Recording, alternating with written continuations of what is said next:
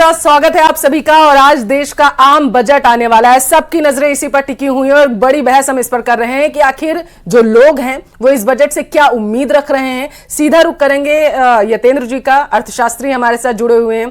यतेंद्र जी, आप किस तरीके से देख रहे हैं अगर इस पूरे बजट को देखें कि किस तरीके का रहने वाला है? देखिए, सबसे बड़ा फोकस जो वित्त मंत्री का रहेगा वो फिजिकल कंसोलिडेशन पर रहेगा और डेफिनेटली कि आम आदमी को और निम्न वर्ग को कैसे राहत पहुंचाई जा सके, चाहे टैक्सेशन में सुधार के माध्यम से और चाहे दूसरे तरीके से।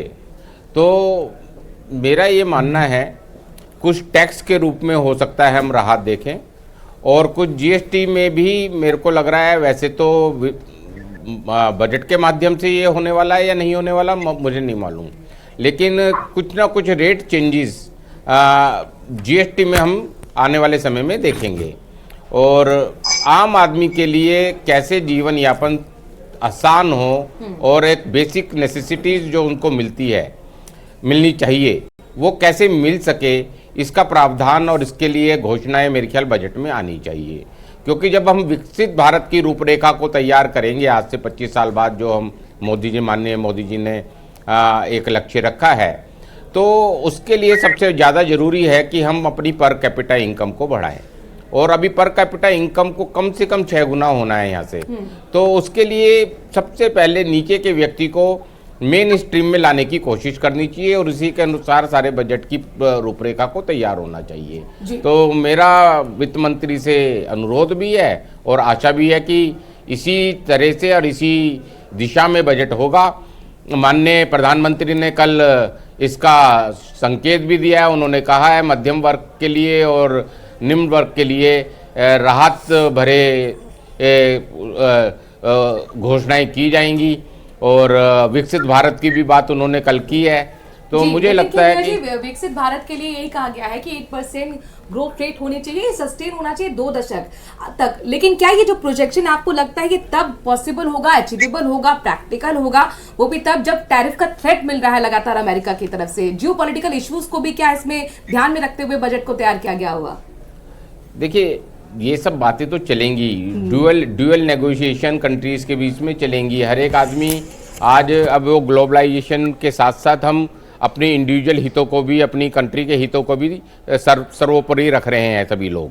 और लेकिन अभी थोड़े से चैलेंजेस हैं। इस साल भी जो हमारी प्रोजेक्शंस हैं नॉमिनल जीडीपी की, वो जो हमने 10.5% की थी पिछली बार इकोनॉमिक सर्वे में, मुझे लगता है वो 10% के आसपास सिमट के रहेगी, क्योंकि उसमें इन्फ्लेशन का फैक्टर और दूसरा ग्रोथ का फैक्टर दोनों में कहीं ना कहीं थोड़ा सा कंट्रोल हुआ है।